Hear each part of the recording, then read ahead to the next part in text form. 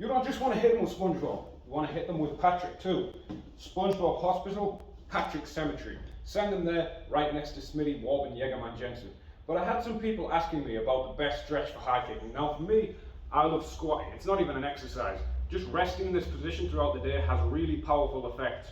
And it builds this same flexibility and mobility that we need in a lot of guard play, but also throwing the high kicks.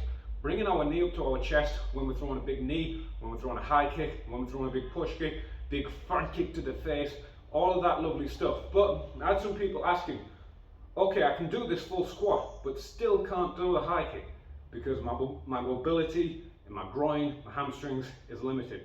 So I'm going to show you either the joint best or second best exercise, up to you, depending on your limiting factors, for getting those lovely high kicks going up, to hit them with Patrick right in the face. And it is something very simple, but something very easy to mess up. So I always like what the people at university would say, and a lot of the lecturers is don't just stretch the muscle, but strengthen to lengthen. Build strength as we're building that range of motion. Use strength exercise. Resistance training, actually a really important improver of flexibility.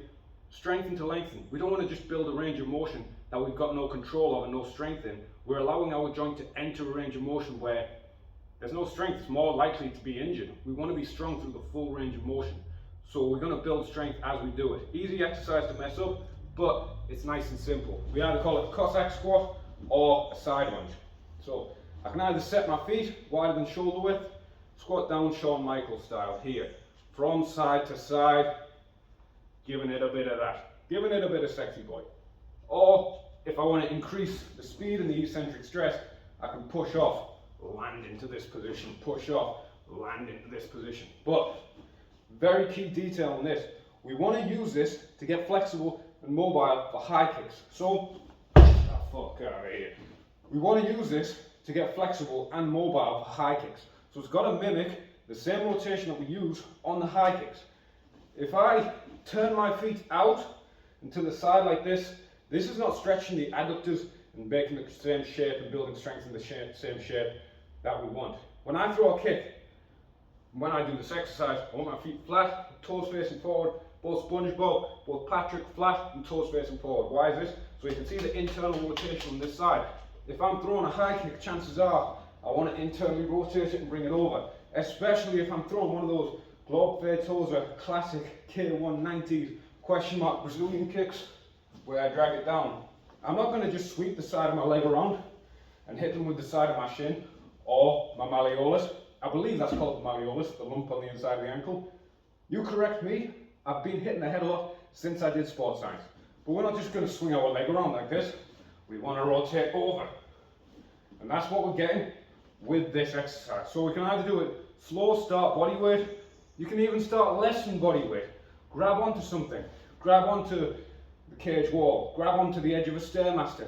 Grab onto an OAP in Heron. So you've got that stability. We want to just take it slow first, especially with this exercise, because when we strengthen with it, we get severe DOMs. Some exercises will give you DOMs 24 hours later, 48 hours later. I did this with sets of 8, 2 24 kilo kettlebells front racked up, and I got DOMs within the hour. It's insane, and it's crippling for like 3 days, so do it nice and slow. We can load it up. This isn't the ideal way to load it. I'm just doing it so I can hold onto the microphone at the same time. Best is probably like front rack with the kettlebells or a goblet squat. Pop it up, and then we hit our squat. Depending how deep you want to go, if you want to build the strength, range of motion, what stage you're at, you can Cossack squat it or side lunge it. Another good thing about this exercise is when we shoot on takedowns, I'm not just pushing my leg forward or driving straight up. Say I drop my knee, this leg follows round. As I'm driving to the side, so it's falling in that same plane of motion. We drive to the side and we get a little bit of carryover to this. So I love the side lunge. Really underestimated exercise. I think it's underdone because people feel like Shawn Michaels. People want to be Shawn Michaels, but they're going to feel a little bit self-conscious pretending to be Shawn Michaels in a gym. But, you know, there's a reason you can throw such good high kicks. But it's quite humbling. You can't lift too heavy with it. And if you could be nice and mobile in your regular squat, but any mobility deficits, you're going to go and get your silly ass humbled. Give it a go. Be very careful because DOMs can screw you up the wazoo and mess up your whole schedule. Implement it light, literally like 1 or 2 sets. Do a few sets during the day, maybe just do some iso holds. Iso holds are good as you're just hanging around. Try and keep your hands off the ankles. I wouldn't recommend holding the weight in the middle because that kind of changes the exercise, puts more load on the back.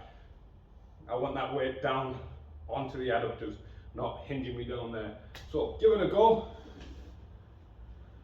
Do a little bit of tension Nasakawa, Yoshiki Takei, greater than Nasakawa. See what happens.